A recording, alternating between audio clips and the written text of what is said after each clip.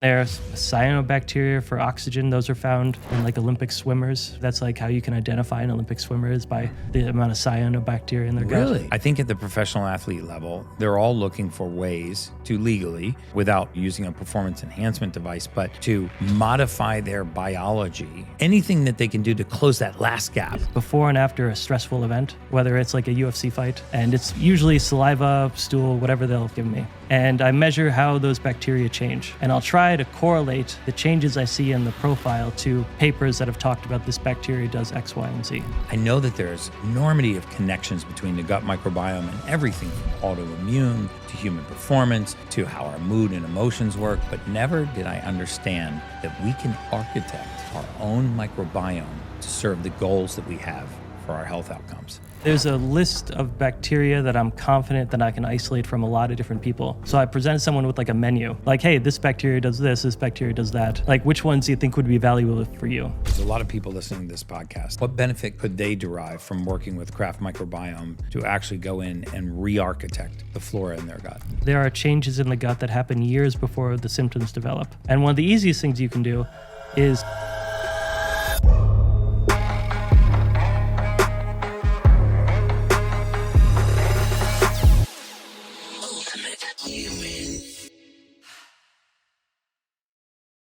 Hey guys, welcome back to the Ultimate Human Podcast. I'm your host, human biologist Gary Brecka, where we go down the road of everything anti-aging, biohacking, longevity, and everything in between.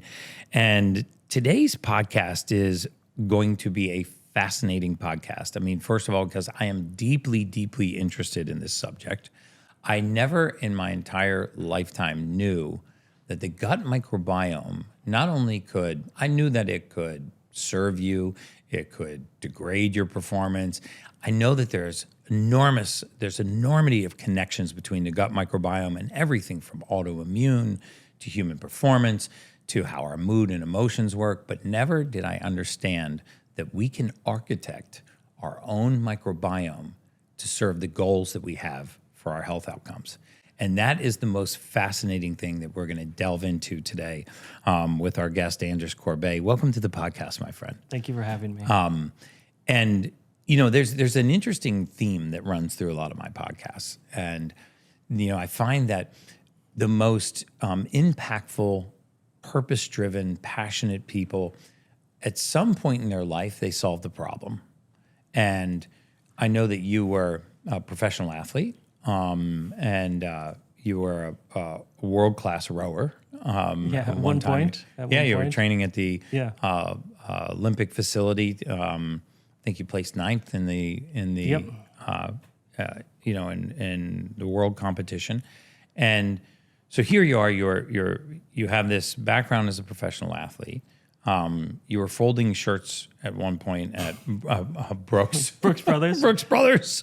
I'm even repping it today, right? Yeah. Oh, are you? Let's go, Brooks. Yeah, let's go, Brooks. And somehow you made it into a fellowship at Harvard University. Right. And now your work has me so intrigued, and I am absolutely fascinated by it. You know, we went to the UFC fights. Well, first of all, we're here in Dubai. Right. And we went to the UFC fights, and I was like, my audience needs to know about this. I normally don't do this with podcasts.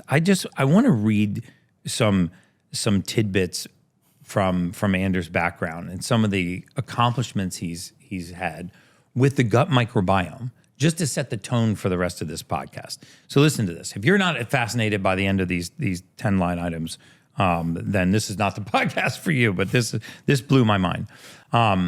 Simply by altering the microbiome, he proved the concept first with livestock, with 20, before it went into human trials, 25% weight gain using 400 kilograms less feed consumption. He then, on himself, gained 25 pounds of muscle in 1 month using a specific probiotic formulation. He was then featured on ESPN's controversial sports expose on poop doping and the microbiome performance, showing that you could alter the microbiome and significantly improve athletic performance. He worked with George Church, who's one of the world's top genetic scientists. using the gut microbiome to enhance performance. I worked at the National Science Foundation as a research fellow, Harvard Medical School as a genetics fellow. He actually was able to target testosterone, growth hormone, strength, endurance, and recovery, not just gut health. And in 2012, he completed the World Rowing Championships, as we talked about, and many of his competitors have raised millions and millions of dollars, but he went this direct-to-consumer route with these experimental probiotic formulations and has had astounding success. So, first of all, I want to gain 25 pounds of muscle in 1 month. So we're going to talk about that for sure. But tell me a little bit about your journey and how you go from folding shirts at Brooks Brothers to being a research fellow at Harvard University. I know, right? Right. I got done rowing, and I realized I'd worked my body really hard, but I hadn't worked my brain. And at the World Championships, I realized that I was an amateur, and all the other people from the other countries were professionals. And I realized, I don't want to put another 4 years in and try for the next Olympics. And so I moved to Boston with not really a plan, and I walked into Brooks Brothers. I got a job. And then I joined a club at MIT called iGEM, which is an international genetically engineered machines team. And I had really no lab experience. Really? Yeah, I just sat in the back. Because you're a very smart guy, man. Yeah. I've pressed you on some of these topics, and I consider myself pretty astute with the gut microbiome, but you've forgotten more than I'll ever know. This was a cell-to-cell signaling. It was my first interaction with synthetic biology. And it was run by this guy named Ron Weiss, and the club was great. We competed at something called the World Jamboree. I was like a wallflower on it, but I got an email from the professor at MIT. He's like, hey, you should take this graduate course. And so I just started showing up at this graduate course with no lab training. Right. And I got put with these cool guys from the MIT Media Lab and bioengineers and a bunch of crazy people. And then I stumbled into an internship as a biosafety officer intern. And the whole time I'm working at Brooks Brothers. And one day George Church walks into the Chestnut Hill Mall, and I see him. Right. And I just read his book, Regenesis. Yeah. And I went out and I was like, hey, Mr. Churchill, big fan. And he said, put yourself in places you don't belong because that's where you learn the most. And so he just gave you the advice right out of the gate? Yeah, well, we had a little conversation. He's like, hey, son, put yourself in places you don't belong because that's where you learn the most.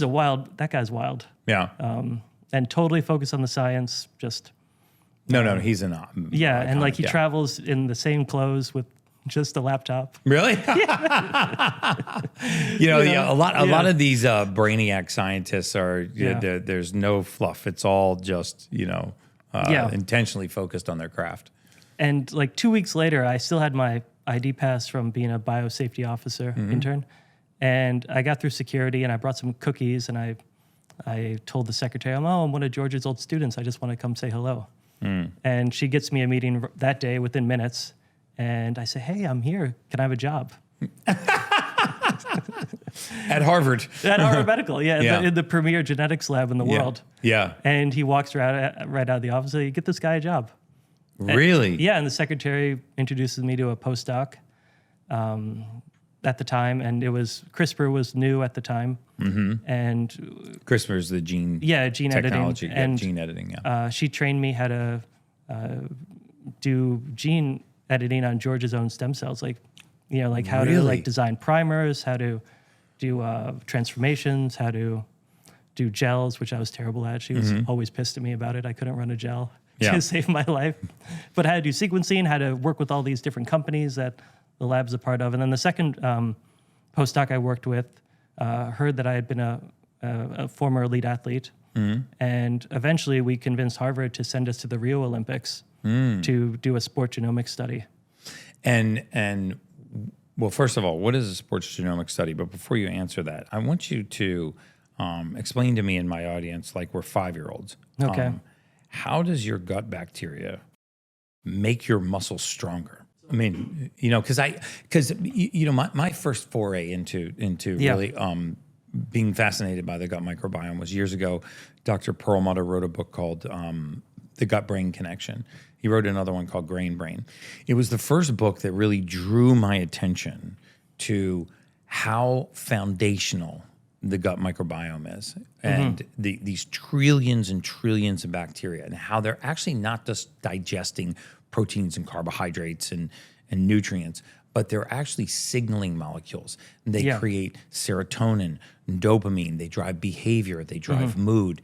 We know now that your gut microbiome sort of gets what it wants. It has mechanisms to signal the brain to have sugar cravings and other things. And it's interesting because, we think that we're in control of all of our choices, but very often we're not. The gut microbiome is in control of a lot of the choices that we make. Yeah. But I've never thought about the gut microbiome, and this is what's so fascinating about your work.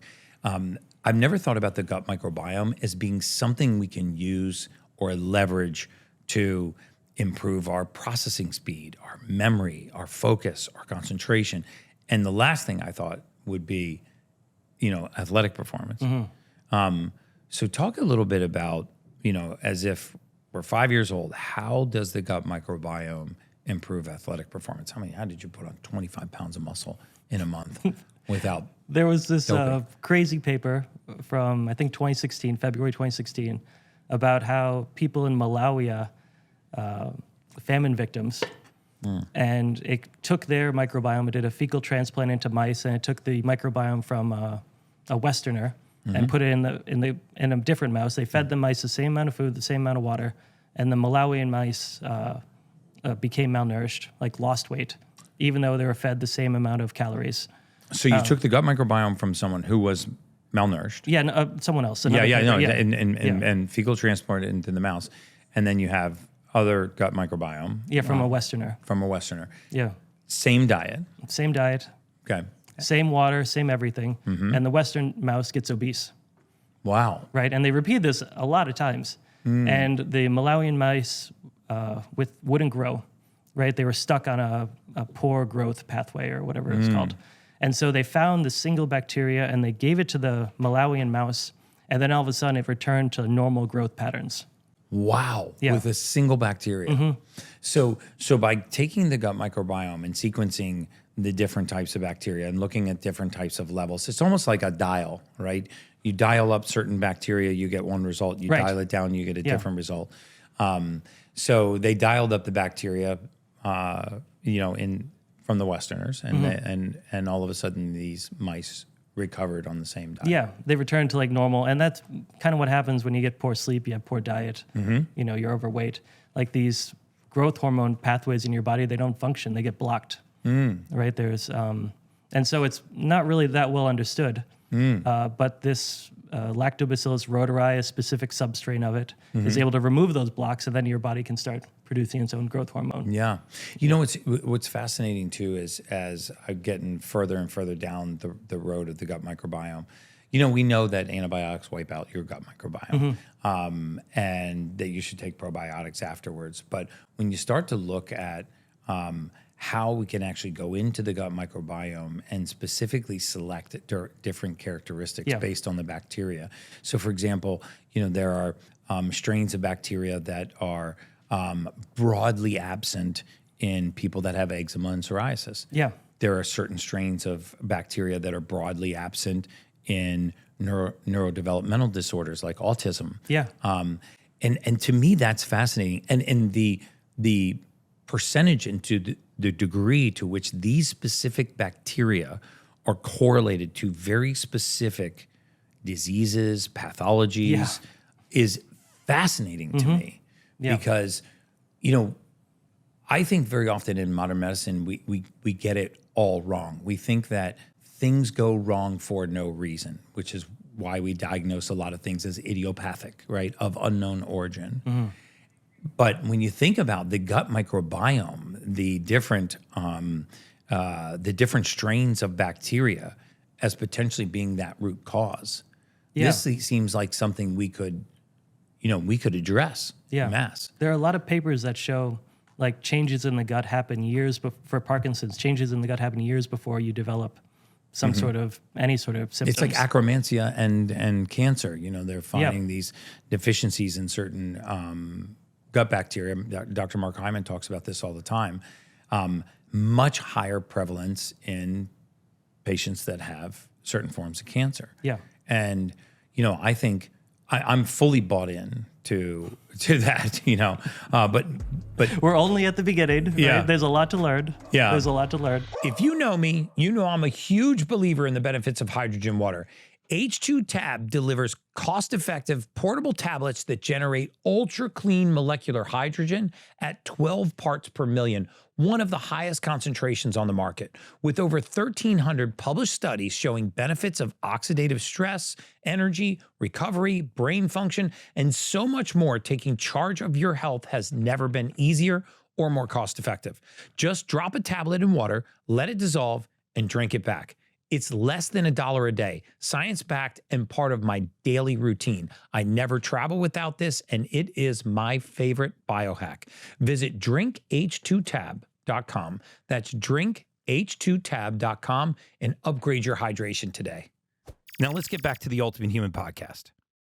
But I want to know, what are you confident in that you can? So first of all, you take a stool sample, right? You culture that stool sample and you look at the terrain. You look at the profile of the gut microbiome. Is that fair to say? Yeah. Okay. Yeah. And then once you have that person's gut microbiome profile, where do you go from there? Do you say, well, what are the outcomes that you would like to have? Yeah. And then you target those bacteria? There's a list of bacteria that I'm confident that I can isolate from a lot of different people. So I present someone with like a menu, like, hey, this bacteria does this bacteria does that. Like, which ones do you think would be valuable for you? Yeah. I allow and for the record, you're working with LeBron James. I mean, this is not this is not voodoo science. He's not doing this in his basement and, in his garage. I mean, and it's, So go ahead. So you take the gut microbiome and you have a menu, and they say, I have focus and concentration issues. I have a hard time focusing and concentrating. Let's pick a few things.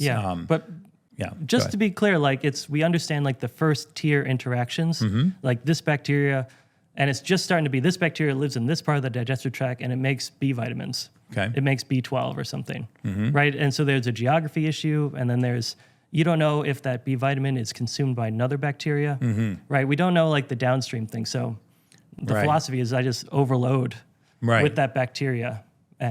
But you are seeing notable results. Yeah, on blood tests. And, a lot of the clients, they do quarterly or monthly blood tests, and they'll show like, hey, my B vitamins actually went up this month, or my testosterone is up like 300 points or something. Really? Like, great, yeah.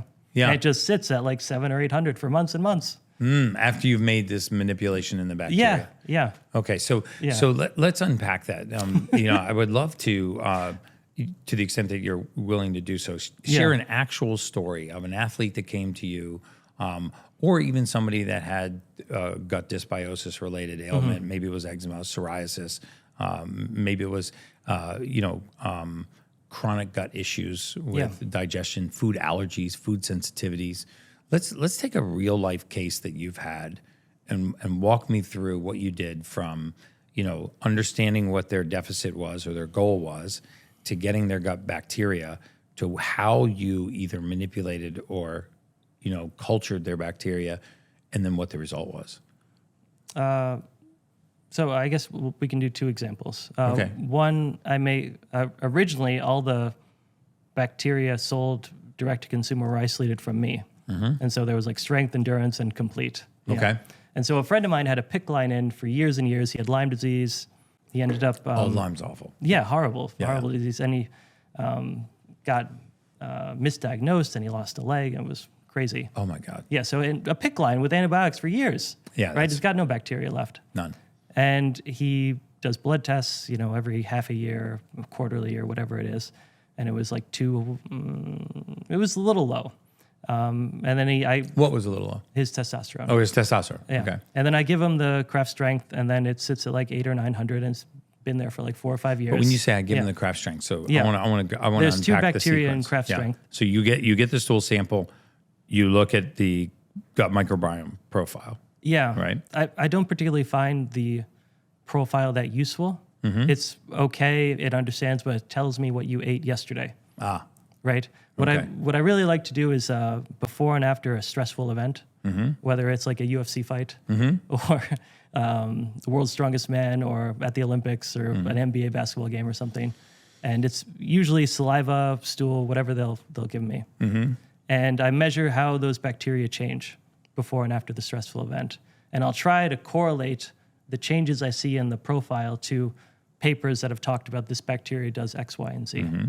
But in this person's case with the Lyme disease, it was just like a standard 2 bacteria, Lactobacillus plantarum, and then a substrain that came out of South Korea, and then a Lactobacillus rhodori, that a substrain that has been shown to lower interleukin-17 alpha, and so your Leydig cells in your testes get larger, and then you produce your own testosterone. Wow, dude. I mean, there's not a man listening to this podcast right now that's not like, where do I get that bacteria? Look at those big balls. Yeah. Yeah, Look yeah. at those huge balls. Yeah. You can't say big balls on a podcast. Oh, okay. Yeah. No, you can on The Ultimate Human. We're tough. All right. So Lyme disease ravaged from antibiotics. Yeah. He's a great example of it.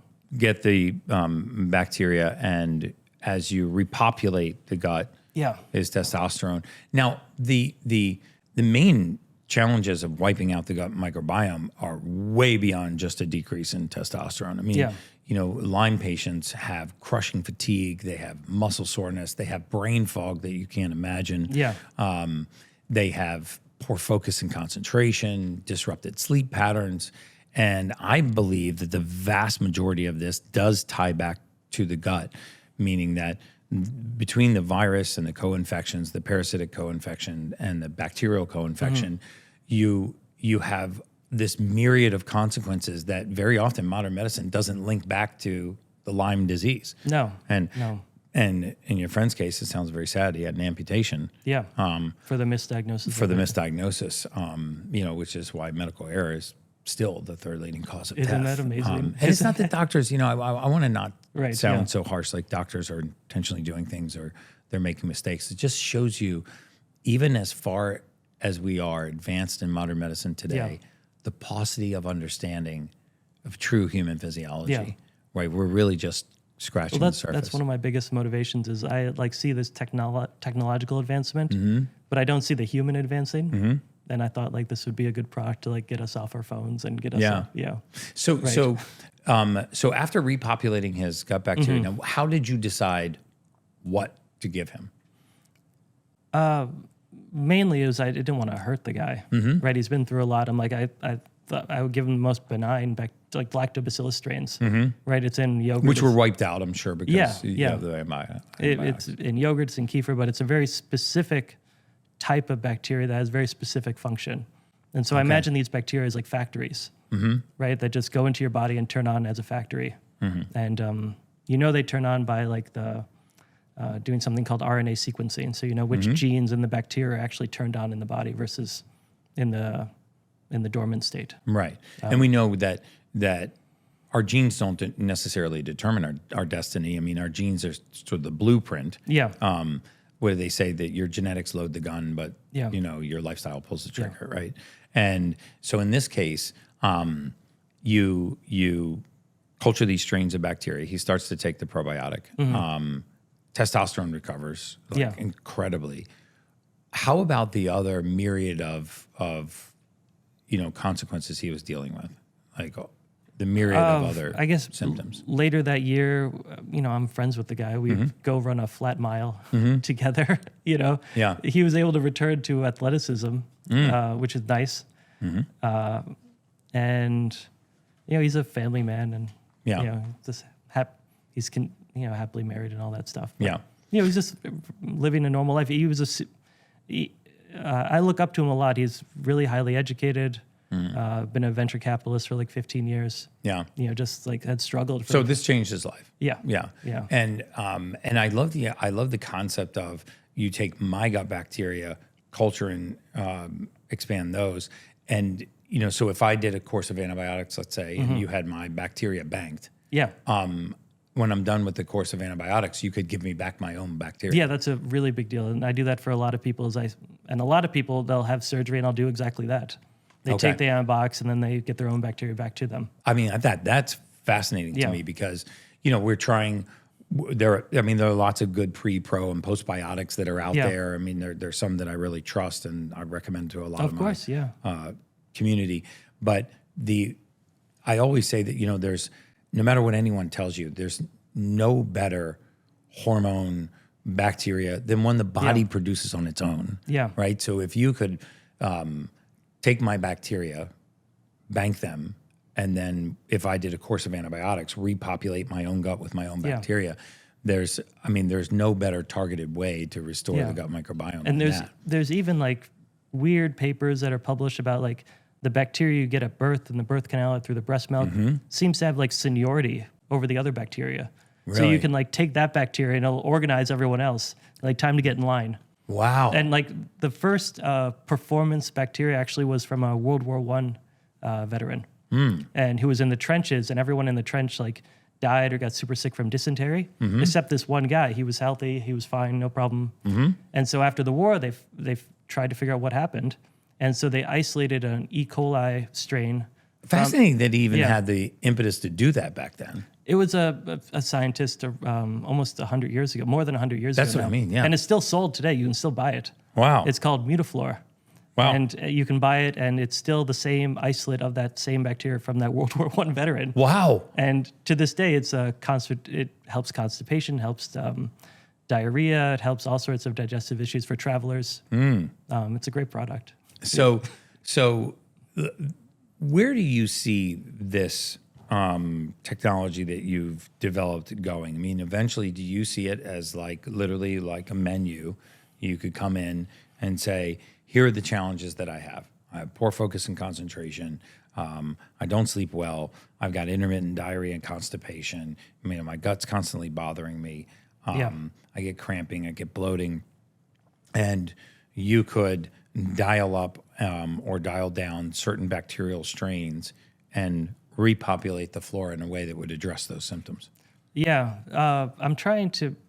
Well, it's. I have a foundational model, for someone that's not doing that well, and then I go up different levels depending on how customized you want to be. Okay. Right. And So tell me what exists today. So today, if I send a stool sample in, what are the possibilities that I could get back for that? And I'd love to see this menu. Yeah, it's on the web. Because I want to go through the menu myself. Yeah. Because I've got some things I'd like to get. Well, it's on the website, and under the About Us page, there's like the studies we can, what bacteria and what study are cited on there. And for the most part, I can isolate those from people. Okay. And there's anywhere from bone density to serotonin, dopamine. There's androgen bacteria and cyanobacteria for oxygen. Those are found in like Olympic swimmers, uniquely. That's like how you can identify an Olympic swimmer is by the amount of cyanobacteria in their gut. Really? Yeah. You can like identify a lot of different sports by like. So if you actually just saw nothing other than somebody's gut microbiome profile, you could say this person's a professional athlete, elite level. At the Olympic, level. Yeah. With other sports like, professional basketball is a little bit more challenging, but like I did saliva sampling with UFC fighters and at the World's Strongest Man. And at the World's Strongest Man, I did 4 tests before, during, and after the competition. Okay. And I could tell which athletes had competed 2 weeks earlier based on the amount of bacteria that eats lactate inside of them. Because there was still food for that bacteria. And that means that it hadn't cleared their body. Like the lactate was still being consumed by it's a bacteria called Villanella. And the lactate is obviously what's produced when you're there's some extreme controversy competition. on lactate and exercise and things like that. I'm not an expert on that. Right. But at least every athlete that competed in Europe's Strongest Man 2 weeks earlier had elevated levels of that bacteria. Wow. And you could be like, that person is tired. Right. And then with the UFC fighters, we did saliva sampling again 4 times, but the most interesting difference was 4 hours before the fight and then within 5 minutes after the fight. So as soon as they're done, press, get to the locker room, a bunch of take blood a saliva sample. bunch of blood and saliva all mixed up in there. Are they actually willing to sit down and do a blood draw right after a fight? With when this guy named Forrest Griffin tells them to do it. They do it. I love Forrest. Yeah. Shout out to Forrest He's like, Griffin. you're doing this right now. Yeah. Okay. It's like the last thing on my mind. I've just gotten kicked and punched in the face, and like maybe I won, maybe I lost, but and you're like, hey, can I get some blood? And that was a wild week. Yeah. So you sample these, but I want to get back to the practical applications for like my audience that's listening. So because all of us have something that we're Well, I'm just talking about this stuff because that's how I get data to isolate new bacteria. Okay. Like I love the stressful event, measuring that. Yeah. And then that informs me what is happening to a body that goes through that, what bacteria, what food is available, what populations go up or down. So I want to go back to this concept of targeting the gut microbiome again, because I really am fascinated by this. Yeah. And we got a menu. Which I'm gonna read because I'm also fascinated by this. But talk to me like about what you did for LeBron. Like what would have been his interest in altering his gut microbiome? Because things seem to be going pretty well for him. Yeah. Right now. Yeah. I'm happy to talk about it. But it's been, he sent me I got connected through mutual friends, sent me a sample in the mail, and I worked with this trainer mostly of understanding how he is recovering mostly. And so, and through work with other NBA players, it's quite a challenging season for travel, and sleep is like a big issue for these guys. And and there are big differences in off-season versus in-season microbiome content. And so for him, it's specifically for recovery. It's safe to say he wanted the best gut microbiome.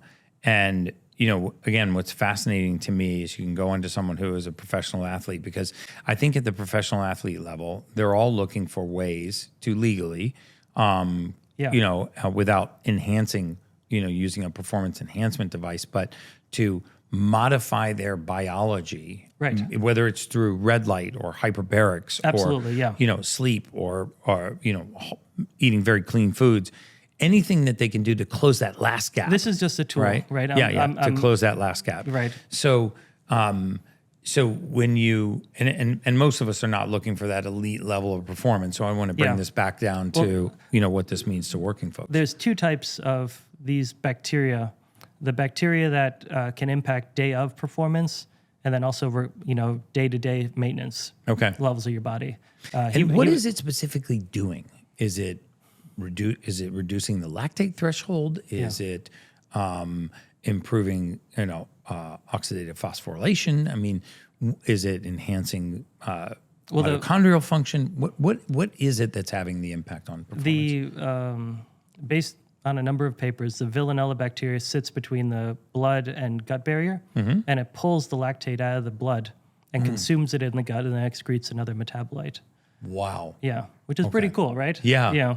And so, overloading that over time, I think, would help recovery. Yes. Yeah. No, it would help recovery if you're actually, because, the performance degrades as you get into that lactate threshold. The longer you can maintain aerobic respiration.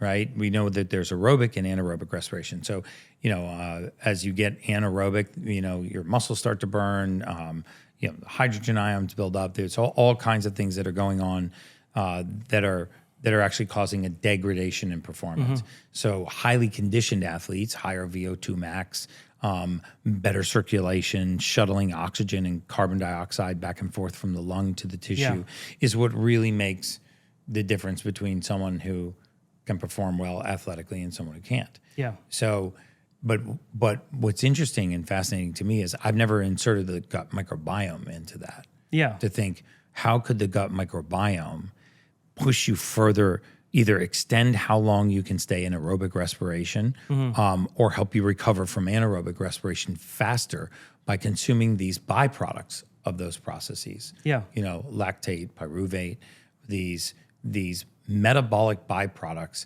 that are degrading performance. Right. So in my biological mind, if you have these byproducts that are degrading performance, and there are bacteria that consume those byproducts, you have an increase in performance. Right. I mean, that makes You just perfect described my sense to whole me. business, please. This menu is pretty fascinating. So these are strains that are clinically proven to enhance certain areas of performance. I won't go through a lot of these names, but Bacteria 1, let's just call it, found in the gut of elite athletes and acts as an energy source for the body. Yeah. Increasing your ability to gain muscle mass, improve exercise performance, and exert anti-fatigue effects. There's another strain that increases your ability to gain muscle mass more effectively and improve digestion. A separate one that increases your ability to gain muscle mass, improve exercise performance. I just read that one. Enhance your gut barrier and improve digestive system and gut function. Yeah. The gut barrier is another massive. We know that leaky gut, this sort of single cell layer that lines the inside of our gut and keeps our outside environment separate from our inside environment. Yeah. I mean, a lot of people don't realize that's only a single cell layer. Yeah. And the gut microbiome influencing that cell layer to prevent leaky gut, which has its whole set of downstream consequences, inflammation, calling the immune system, all kinds of things. Boosting oral health, relieving irritable bowel syndrome, Yeah. and That's a fun improving paper. cholesterol when combined with other probiotics. Yeah. And then this one is an all-around strain that promotes gut and immune health, reduces cholesterol, relieves irritable bowel syndrome, reduces allergy symptoms, prevents and treats vaginal infections. I mean, that's, I don't have a vagina, but all the other ones I want to do. Okay. Relieve symptoms of digestive disorder and promote overall gut health. Yeah. Boost oral health, relieve irritable bowel syndrome, improve cholesterol, treat constipation, reduce inflammation, improve the immune system, improving Yeah, and there's more and more papers published every respiratory. day. Yeah, so More and more published every day. this is incredible. So jumping out of the elite athlete, and I love how you're called Craft Microbiome, because you're sort of crafting the microbiome. Yeah, So it's a yeah. great marketing tool there.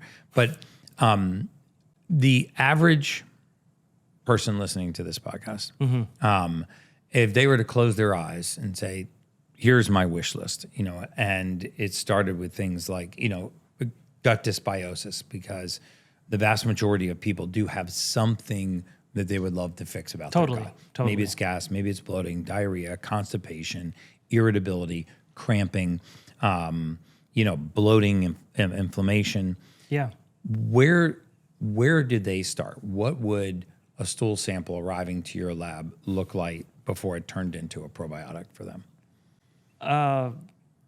So I take about as much stool or saliva that covers a penny. Each of those bacteria has a different growth condition. So meaning some bacteria like to grow with oxygen, some like without oxygen, some like, because these things are alive, they need to eat. So I need to put different ingredients to, kind of farm these bacteria.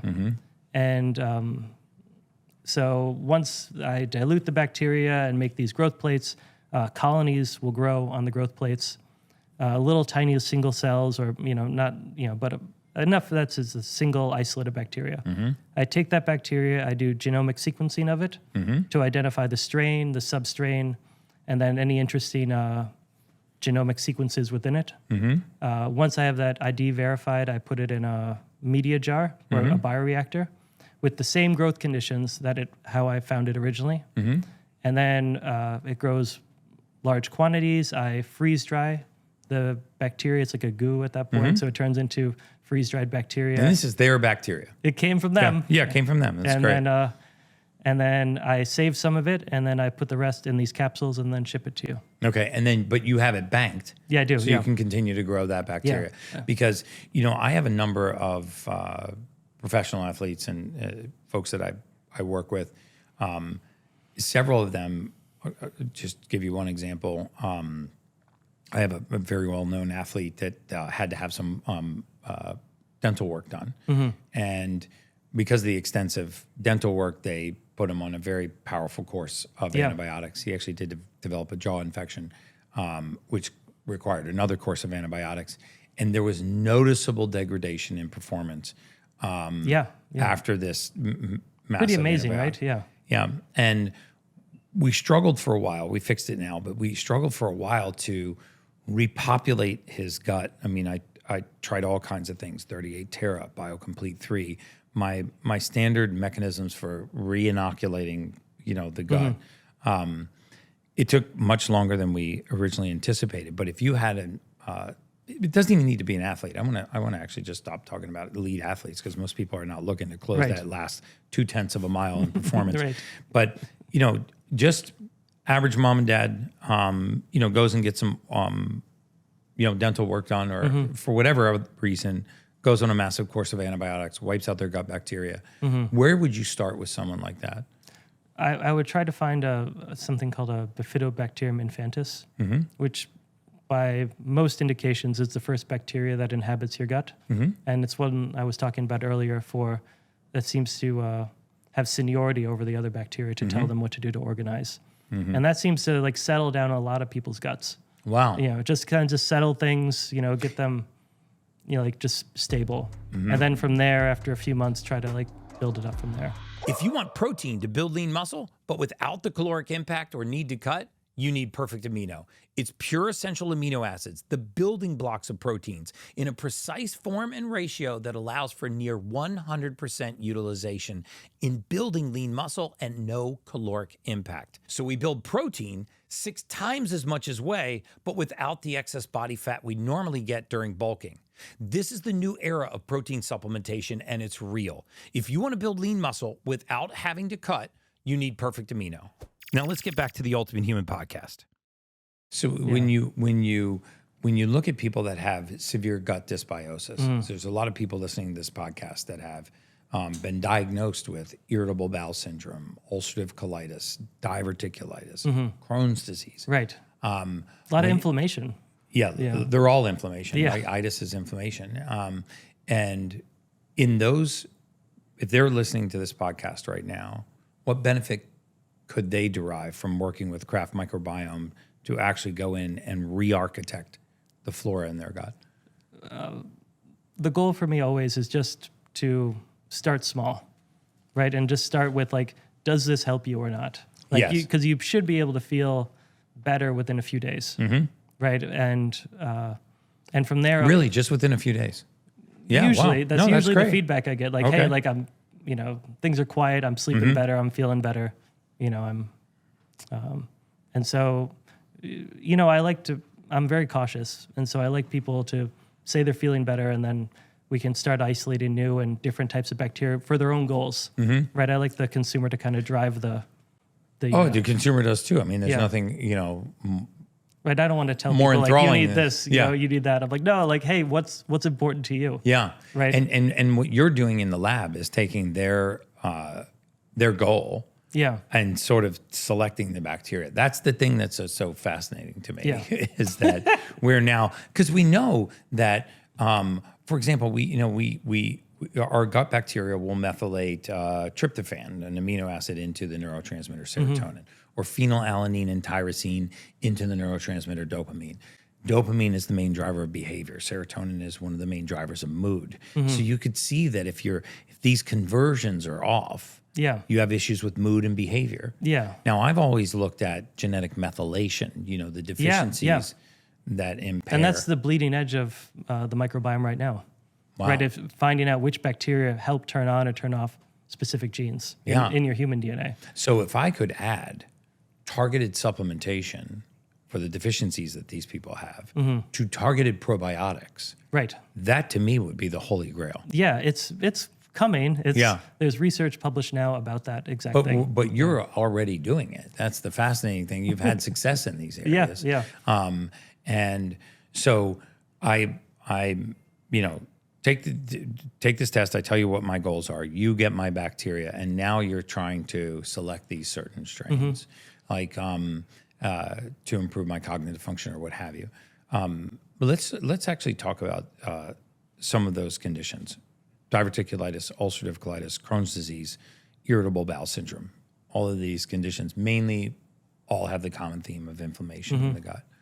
Where do you start with someone that has one of those conditions? You sequence the microbiome, and then you're targeting the bacteria that will help them reduce inflammation. Yeah, just the most benign and most, quieting bacteria I can. And that's usually a bifidobacterium, like, one of the Animalis or Infantis or whatever it is. Like just the most benign bacteria I can from them. And the sole focus would just be reducing inflammation. Okay. That would all be my total focus. I wouldn't try to,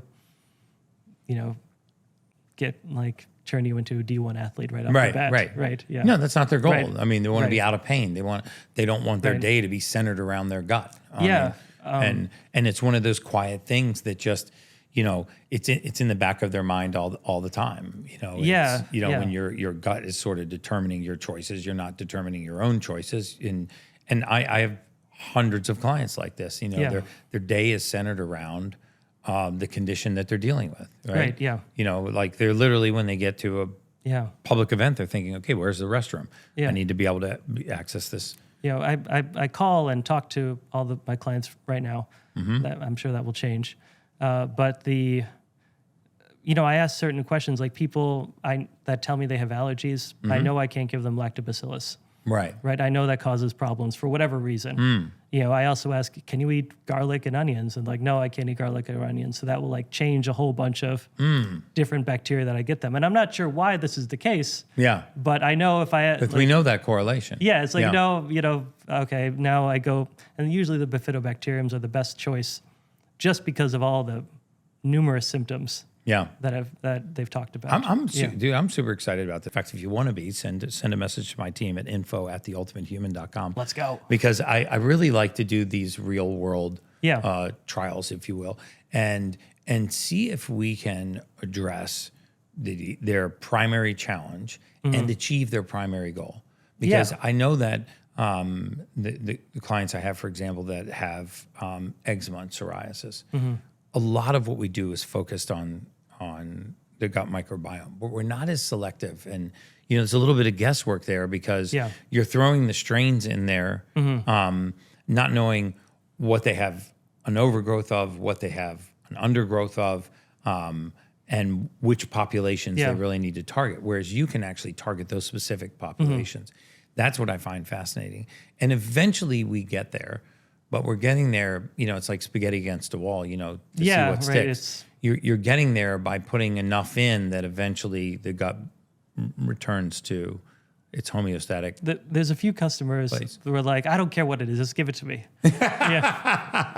I'm one of those. Are you sure? Like, most of my VIP communities like that too. Does this work or not? Yeah. So I don't know. I mean, there's this is the low risk proposition. It's your own bacteria came from you. Exactly. Right. That's what I love. I have a saying I say all the time: more of what God gave us, less of what man makes us. So if we can actually go into our God-given strains of our own bacteria to solve the challenges. And by the way, this isn't voodoo science. I mean, they have mapped very specific bacteria, eczema and psoriasis, for example. There is a very strong correlation between deficiencies in certain strains. You're aware of that, right? Yeah. And which strains are those? I can't tell you off the top of my head, but I know the papers exist. Yeah. And so could we, and this is particularly troublesome when I get really, really young children that are suffering from this, because there's nothing worse than being a mother or father and your child is suffering from this skin condition and the only option you have are steroids, the corticosteroids and anti-inflammatories. And you're stuck in this really, it's like the rock and the hard place decision, because you want to help your child. The only thing that gives them some relief is something that is borrowing from their future. Yeah. And they're going to be further consequences. You just want to help them right now. It's why we stick an iPad in front of our kid to calm them down, because we're in a public place. But, and I really want to offer some hope to them that, this may be, the answer may lie in sequencing the gut microbiome and targeted probiotics to give them a lifetime of relief, permanent remission. The two important technologies here are the storage of the complete biome. So as the technology improves, we can always go back to the original sample and isolate more and more and more from that original sample. Yeah. So as our skill increases, that original sample becomes more and more valuable. Now tell me that you're Right. using AI. You So know? I've done it for some evaluations Okay. of large groups of people that I'm testing. Okay. Right, to see patterns that I can't see. Yes, exactly. Over the last 20 years in human biology, one compound I've trusted again and again is NAD+. It's critical for energy, focus, and cellular repair, but your levels drop around age 30. I used to administer NAD via IVs in my clinics, but now I take Row Nutrition's liposomal NAD, the first oral formula that actually works. Their advanced delivery tech gets NAD straight into your bloodstream. I take 1 teaspoon daily, and the results are real. Clean energy, sharper focus, and better recovery. You can try it risk-free with the Ultimate 15 code at checkout for 15% off. Just put in Ultimate 15 at checkout. You'll receive 15% off, and your cells will thank you. Now let's get back to the Ultimate Human podcast. So let's touch on that one for a moment. Yeah. So eczema, psoriasis. We know that there are deficient bacterial strains. If you were to get a stool sample from one of these children, what would be the next step? So my process would be to do deep into the research to try to find some sort of metabolite or groups of metabolites that may be overproduced in the gut, underproduced, and it'd be my intention to either find bacteria that it's a lot harder to get rid of the bad bacteria, but what we can do is outcompete the bad bacteria. Right. And so that would be my goal, is to find the metabolites that may be causing the eczema or the psoriasis, and either have them consumed or overproduce the beneficial metabolites. Yeah, because we know that it's not a complete guessing game. I mean, there's quality data on the missing strains. And, I think what you just touched on, I want to make sure it doesn't get missed, is that you say outcompete, because we know in a healthy gut microbiome, there are always pathogenic flora. Yeah. We have healthy parasites. Every single person has, Shigella and like salmonella. Exactly. All sorts of crazy stuff. We all have SIBO going on, just not at a level that's symptomatic, right? So There's all have bacteria on your skin, everywhere inside of you. Exactly. But homeostasis is where you have a proliferation of the healthy bacteria. And it's not just that they're there to do their role, it's there to also suppress the negative effects from some of these other bacteria. And we know that things like highly processed foods, refined sugars, grains, genetically modified foods, foods that have pesticides, herbicides, insecticides, things like that, actually do wipe out and sometimes benefit bad bacteria. Yeah. And so the idea that we could actually repopulate the gut with the beneficial bacteria and let that do the policing, right? Yeah. Let the body's normal homeostatic biophysiological process keep these strains in check. Variety is good. And there's like a collapse in our Western stomachs about the variety of bacteria that we have. It's just continually going down and down and down every year. The more highly processed foods we eat, the more we live in a sterile environment. Yes. The more like all these things are just killing our bacteria. Yes, right? I totally agree. Yeah. And so your next step would be, again, back to the eczema and psoriasis, we would try to find the bacteria, deficient bacteria, repopulate those, and specifically isolate the strains that we know are pro-inflammatory, and use beneficial bacteria to restore those. Yeah, to try to normal. outcompete those pro-inflammatory bacteria. Geography is starting to be an important issue too, like where in the digestive tract they live, and also try to produce as many anti-inflammatory metabolites as possible. Can you give me some stories without names or identifying people, non-athletic stories where you actually had someone with a condition related to the gut? It could be irritable bowel syndrome, diverticulitis, ulcerative colitis, Crohn's disease, one of these conditions in the gut, and you saw miraculous outcomes. There was this actress that's had 2 or 3 fecal transplants in her life. Advisable or not, I don't want to say. I can't say. I can't say. Yeah. But to this day, or maybe not to this day, but she had been dealing with these issues. And I took the sample, I evaluated it, I produced a report, And then it turned out I just need to continually reduce the inflammation in her body. And so I just made extra powerful inflammation-reducing bacteria. So you took her bacteria, cultured and grew it, and you expanded the flora that actually helps to reduce inflammation. And what was the consequence, the outcome for her? She had been like losing her hair. She had been losing weight. You know, and I know these actresses want to be skinny, but it was getting a little crazy. And because of the reduced inflammation, you know, her hair started to grow back. She would, you know, got some movie roles, you know, things like that. Wow. Right. She just felt better. Right. Okay. Which was the number one issue. Okay. How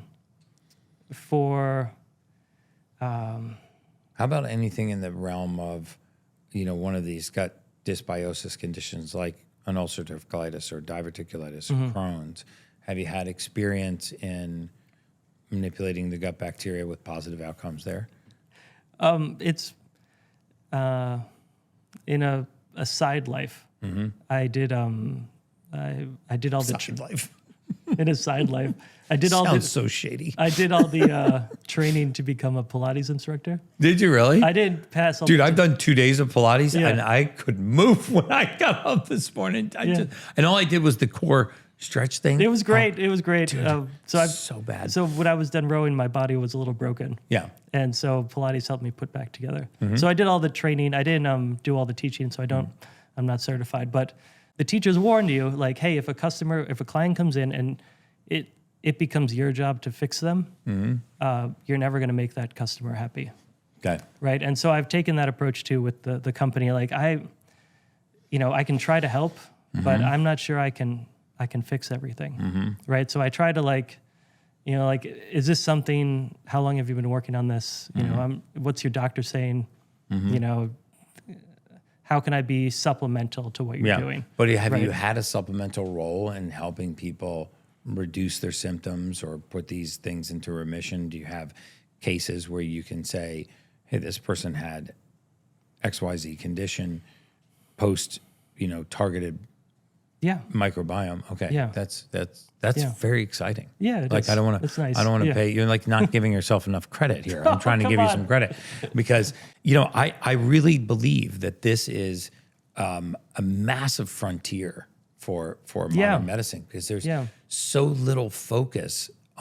There's a lot of focus on the microbiome, but there's so little focus on the individuality of people's microbiome and actually taking their microbiome to culture and expand it to address the conditions that they have. Yeah. I mean, obviously on that list of, that wish list, whatever you want to call it, a lot of those things on there, I mean, check the box. Probably 70% of my audience has one of those that they would love to have addressed. And the idea that you're addressing it by using their own bacterial strains to me is really fascinating. Yeah, it's a wild world. Yeah. It's wild. So you have had success. But I'm also very cautious not to go against the FDA. I'm not intended to treat, cure, prevent a disease. And I don't want you to make a medical claim, but Yeah. the fact that you have been, and I try to be cautious about that too, but people need information. And it's sad how frightened we are sometimes to speak about successes that we've had. Maybe we don't want to use the term cure or treat or prevent. Well, but like for example, someone has high glucose. They wake up, their glucose is at 200 or something outrageous. And to solve that problem, it was first doing oral sequencing to finding out, and then which bacteria are actually living in there, and then finding papers showing that you're 70% likely to be pre-diabetic or diabetic from a peer-reviewed paper if you're missing these bacteria. yeah, it's exactly what I'm talking about. Right. And then so the process was like, okay, how do I actually develop a product for this problem? And so it's like isolate the bacteria they're missing first from me to try it if it helps them. And then eventually maybe if I can keep trying to, because sometimes bacteria don't want to grow. No matter if it shows up in the sequencing, sometimes it doesn't want to grow. Right. But then making like a mouthwash, like, hey, like let's try signaling to the brain about 10 minutes before you eat your meal. Swish this bacteria around in your mouth and spit it out. That didn't work. Right. But then Right. finding a bacteria that actually consumes glucose and loading the person up, like take this 90 minutes before a meal, it eats glucose, and I was wearing these glucose monitors for a while, and I would go to Wendy's every day and eat the same meal. Oh, dude, you're killing me. And it was horrible. It was horrible. But I'd go to Wendy's every day, eat the same meal. I'd take the bacteria and I'd trial it. Yeah. Right, until my glucose wasn't spiking crazy. I tracked it, I guess, for a few weeks where the glucose pre-supplement would spike to like 120, 140, something like that. And then post taking the bacteria, it gets up to like 115, 120. I'm like, now I've handed off to the client. And now his glucose doesn't spike. Yeah, see, this is just fascinating. See, Yeah. now we're getting somewhere, okay? This is what I was after, all right? I understand we got to dance around the FDA, but we're going to get some specific answers God, here. I'm gonna get sued. Because I think if you're able to eventually get enough data to crack this code, Yeah. the gut microbiome is so foundational. It's 70%, in my opinion. I mean, there's a reason why 70% of your immune system is right outside of your gut, because that's where all the action is. There is also, in my opinion, an enormous body of data that says that the first domino to fall in the sequence of multiple chronic diseases is gut dysbiosis. Yeah. So what happens is we have severe gut disruption, whether it was antibiotics or whether it was an infection or whether it was just poor food over a prolonged period of time, wiping out our gut microbiome. And that was the first domino to fall. And now 50 dominoes later, they've got their first autoimmune disease. 50 dominoes after that, they've got their second autoimmune disease. We know that, early onset Alzheimer's, dementia, early onset cognitive decline. That's everybody's greatest fear. Yeah. We know now that doesn't start when you're 75 years old. No. It starts when you're 35 or 40 or 45 years old. Right. And so the possibility to intervene from a preventive standpoint, the possibility to address, I won't say treat or cure, but to address ailments that you're suffering from now that we know have strong evidence are linked back to the gut microbiome. Yeah. This is the whole reason why I brought you on this podcast, because I don't have the wherewithal, the knowledge myself to know specifically how we do it, but I do have a keen appreciation that if we figure that out, that is potentially the panacea. In fact, this woman that just passed away at 118 years old. Oh, you saw the paper. Yeah, I saw the paper. Can Pretty you talk cool. about that for a second? Yeah. Yeah, because that's validating about everything that you've talked about on this podcast. Right. What was unique about her? I believe she had a high percentage of Bifidobacterium, Exactly. which is a genus inside of her, a genus of bacteria. And she had it relative to someone, at a midlife age or something like that. Yeah. Right? They said a 35-year-old. Yeah, or isn't that 40-year-old. wild, right? Yeah. At 118. Yeah. So you can't just overlook that. No, Right? right. So, and I believe too that, when we look at blue zone studies, a lot of the data was regional, meaning if you took a centenarian from Sardinia that was eating that, genre of foods and what have you, but if you had 50 years earlier put that person in a different area of the world, they would have had a different outcome. Yeah. Because their gut microbiome had adapted to that geographic location and those types of foods, and it was very adept at breaking them down, at, creating energy from those. And we're such a nomad world. I mean, I did 14 cities in 18 days, right? So, and I'm very intentional about what I eat, but I couldn't control it to that extent. No. And so Your circadian rhythms and all that stuff. Yeah, My circadian gut rhythms. microbiome driven. Yeah. But if we could keep the consistency in the gut microbiome, our ability to adapt to, different environments and actually metabolizing, different types of food, I think that to me is one of the secrets to longevity. But you're right. She had very specific strains that were in excess, especially for her age. Yeah. And these were taken, the studies were done about a year before she died or something like that. So near the end of life. Yeah. Right? Yeah. So near the end of life and still still crushing it. Yeah, still crushing it, largely because of her gut microbiome. Yeah. Let's go to a big fear that grips a lot of people, which is Parkinson's, Alzheimer's, dementia, these neuroinflammatory conditions that cause different forms of cognitive decline, right? Yeah. They interrupt the communication of our, in our brain so that we appear to be losing our memory, or we get disoriented, or we get confused. I mean, that's everybody's biggest fear. Yeah. And most of us have either had a friend or a family member, and we've seen this occur. And what could somebody do now to mitigate the risk of, because you did talk earlier about Parkinson's. Yeah, for a lot of these like neurodegenerative issues, there are changes in the gut that happen years before the symptoms develop. And one of the easiest things you can do is get your microbiome sequenced over time, because it's a dynamic system like you talked about, right? And you can monitor those changes and how they can determine if you're potentially going to develop Parkinson's or not are ratios of separate type of 2 different or 3 or 4 different types of bacteria, right? How is this ratio of this bacteria to that bacteria? And how is that ratio changing over time? How does that increase your risk factor? Yeah. For these type of...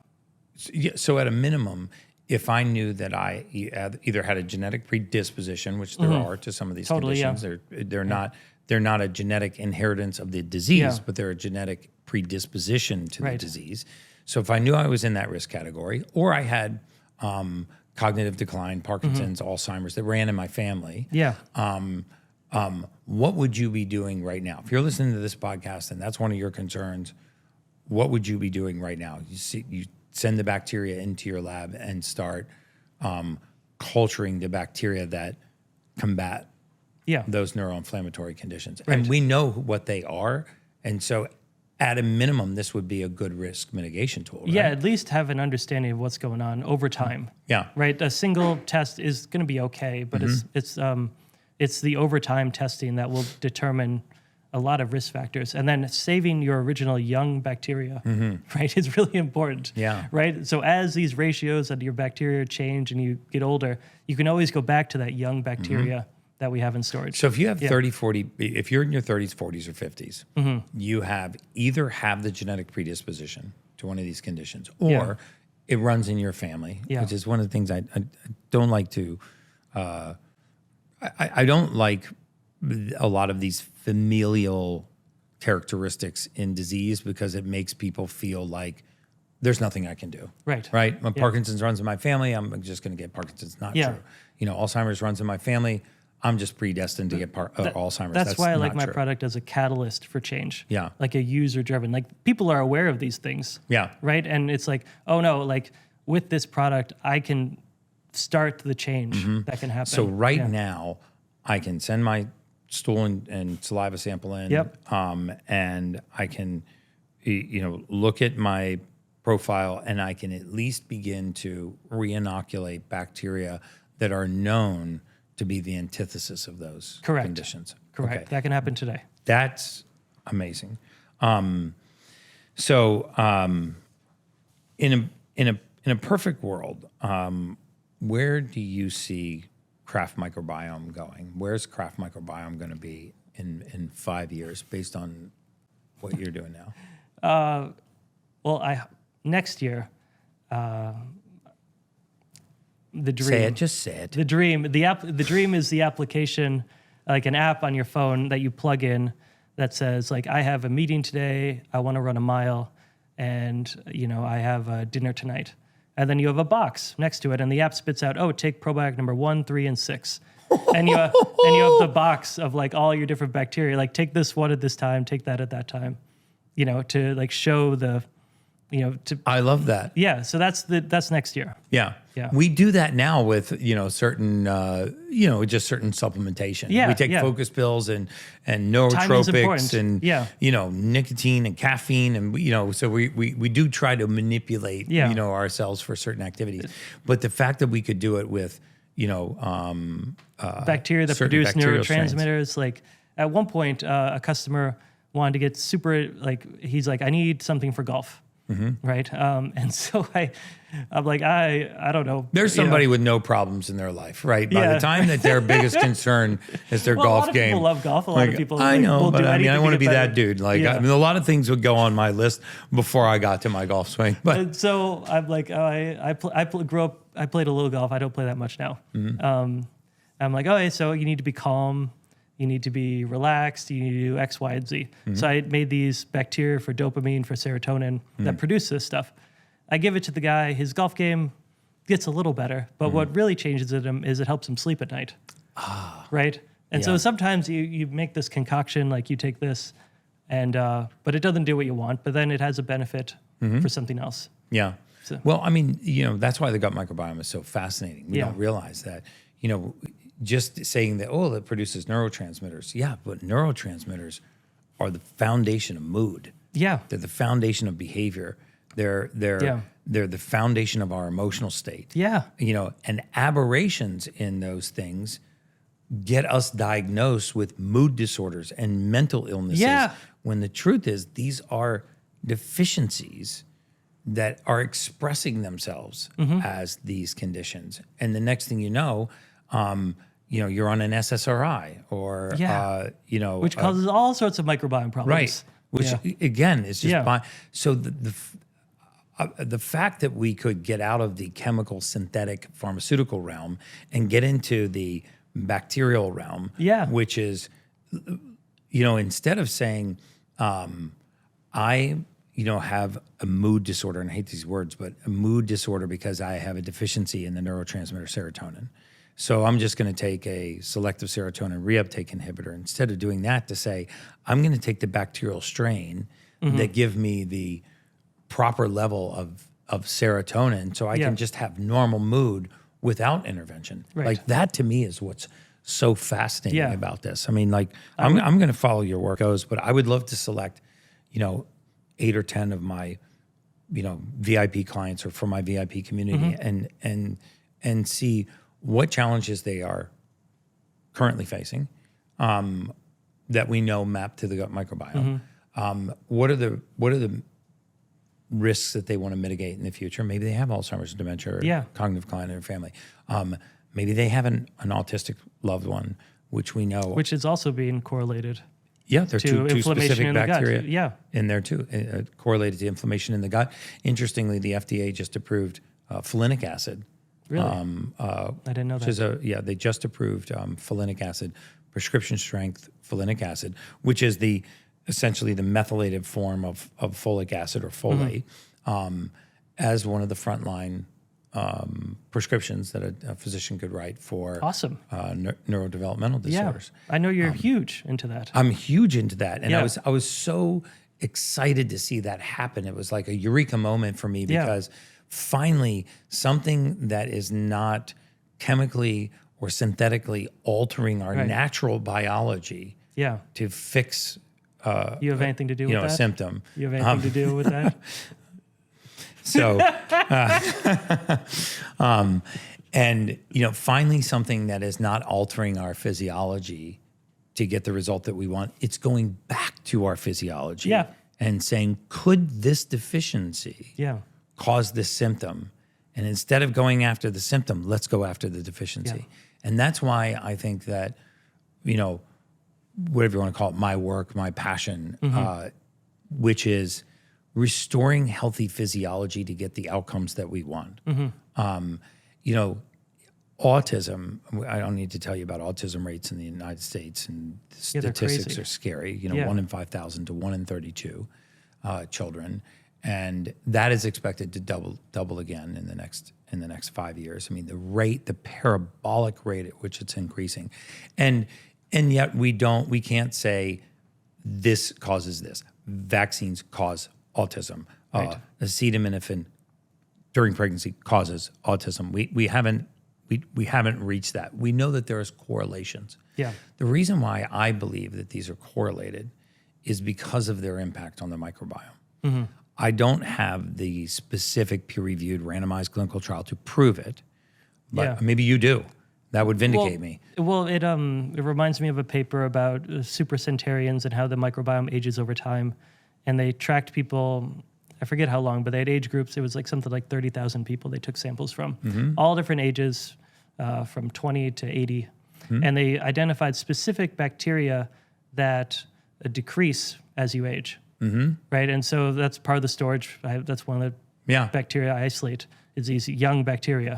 But what also was found in the paper was the amount of oxygen tolerance in the gut goes down as you age.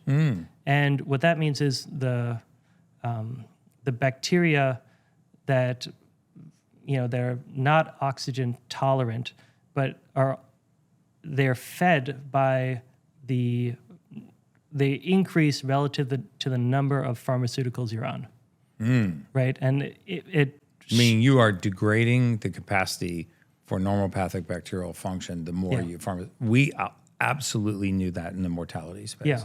The more pharmaceuticals you were on, the easier it was to predict your life expectancy. Yeah, and it's now in not a good way, by the way. Correlated or related, directly related to your microbiome and how much inflammation, how much oxygen tolerant you are inside the gut. Yeah, I think it's just so fascinating to me. And now that we are beginning to map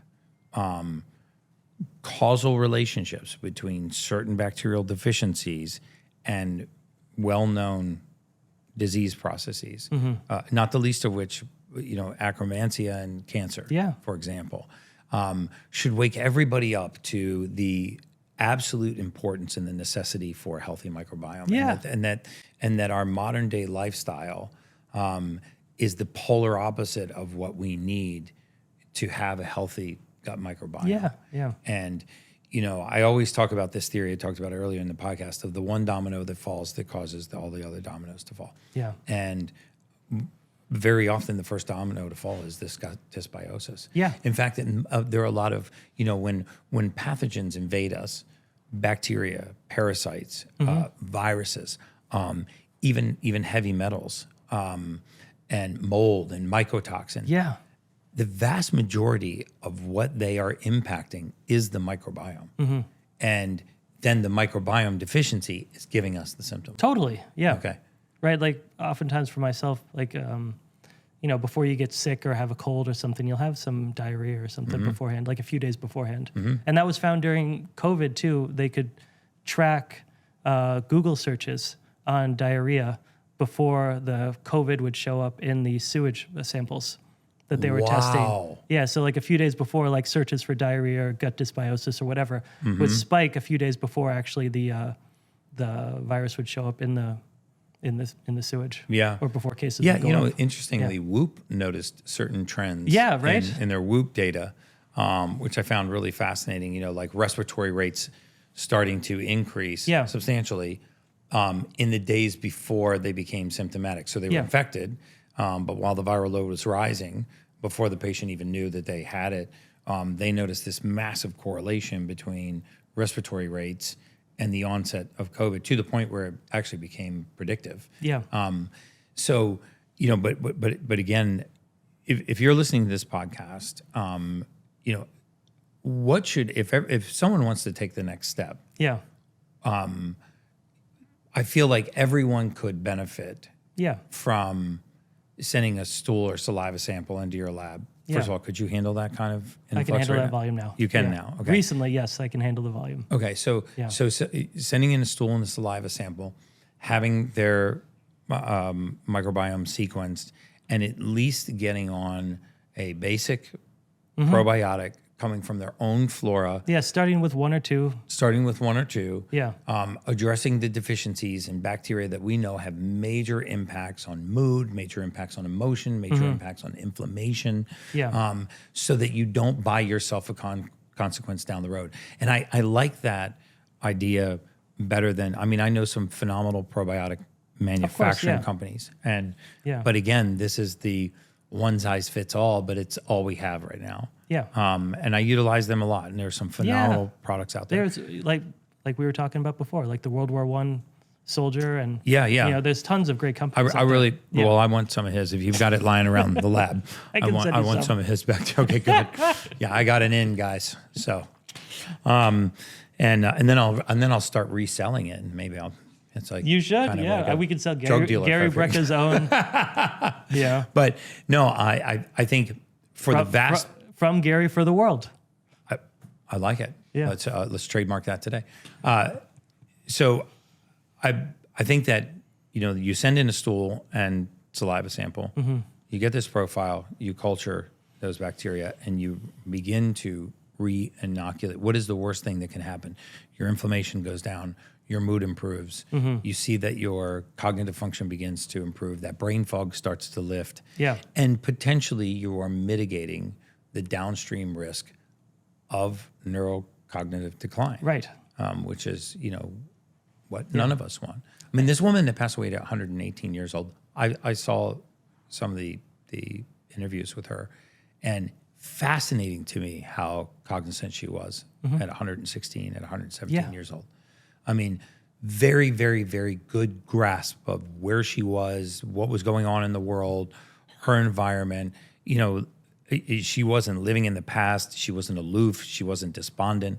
And, if the very things that create thought, neurotransmitters, are made in the gut, and that those are made in a factory that is run by bacteria,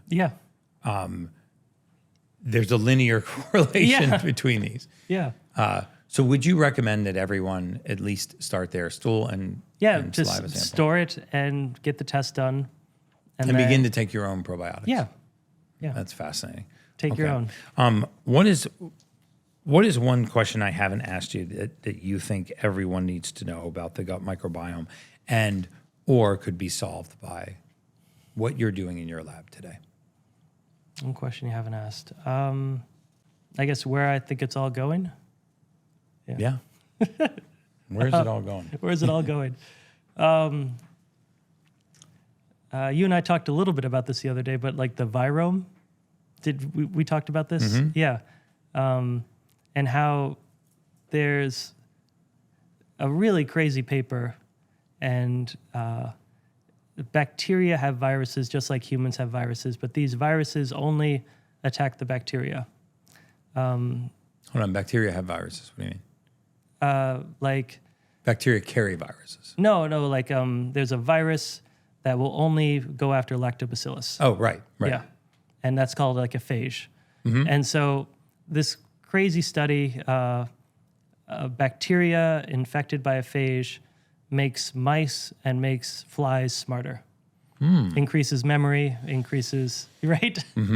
No one knows why this is the case, but in the flies, they have a longer memory, and in the mice, they can solve the maze quicker. Okay. Right? Early stuff. But that's it. That's really interesting to me. Like, why is that happening? Yeah. I know it sounds a little scary, but those viruses have no effect on us. They're only dangerous to the lactobacillus. But then the lactobacillus has an effect on us. Yeah. And so again, we're getting back to that first domino that fell. Yeah.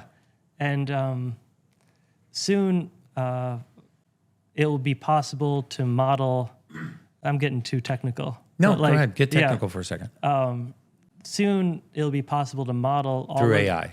Yeah. Yeah. Through all the metabolites produced by one bacteria, eaten by another, downstream effects, like be able to create a digital twin of all the bacteria and be able to model the food you eat and all the metabolites, have this many grams of B vitamins or whatever are produced, which I think will be really cool. I think that'll be really cool too. Yeah. Well, Anders, this is amazing. I have a group of folks, the community that I'm building called the VIP community. So when the podcast is over, we're going to go into this VIP community because they're the community that I let know ahead of time who's coming on the podcast. Okay. And so they've looked into your background. They have a series of questions for you. If you're interested in becoming a VIP, just go over to theultimatehuman.com/VIP. Sign up to be one of my VIPs. You can cancel at any time. I have a 10-month course on becoming the ultimate human in there. I do lots of live Q&As. I do private podcasts. I've written guides on mold detoxification, heavy metal detoxification, whole food diet, travel tips, sleep, morning routines, even exercise. And there's just an amazing community of like-minded human beings in there. So head over to theultimatehuman.com/VIP and just sign up to be one of my VIPs, and I'll see you in there. But I end all my podcasts by asking all my guests the same question. And there's no right or wrong answer to this question. Okay. And that is, what does it mean to you to be an ultimate human? I'm still very athlete driven. I still want to compete at an elite level in as many different sports as I can. How old are you now? 38. Oh, you're not out. I'm an old man. Hey, dude. I'm an old man. Tom Brady, Cristiano Ronaldo. I mean, there's a lot of... A week ago, I raced at the Heather Charles, the world's largest rowing regatta in Oh, Boston. you did? Yeah. Oh, right on. Did pretty well. We got 8th in our category. Okay. And is it aged? I was in the alumni event. Okay. So former college and national team athletes, yeah. And but that's awesome. I want to be able to do that every year, and I want to win that thing. Yeah, every same. year. Yeah. Like one of my favorite things is, it sounds crazy, but just being able to like work out with my family and my sons. And my oldest son was over here in Dubai with me, and the rest of my family. He was very nice. Yeah, Cole's great. And but not just being in the same industry together and building businesses together, but to have a shared part of your lifestyle, because he's very athletic. So is my other son. So are both of my daughters. But to be able to just, he's 23 years old, and to be able to just go and just rock a gym session with him, do a HIIT cardio workout. I sat down last night and I was telling my friend Umar Kamani, I was like, this is the best that life gets. We had a great day with business meetings, and then, my son and I and a bunch of our buddies, we just went to the gym. We had a trainer run us through this crazy CrossFit style, WOD workout. And then at the end, we did these 30-second interval sprints. And just to be able to do that with him, I'm like, this is as good as life gets. And I want that for everybody, because when you have your health and you're pain-free and you're mobile. For as long as possible. For as long as your relationships deepen. Yeah. It really is so true. Well, Anders, thank you so much for coming on the Ultimate Human podcast. I'm excited to talk to you in the VIP group. And for the rest of you guys, until next time, that's just science.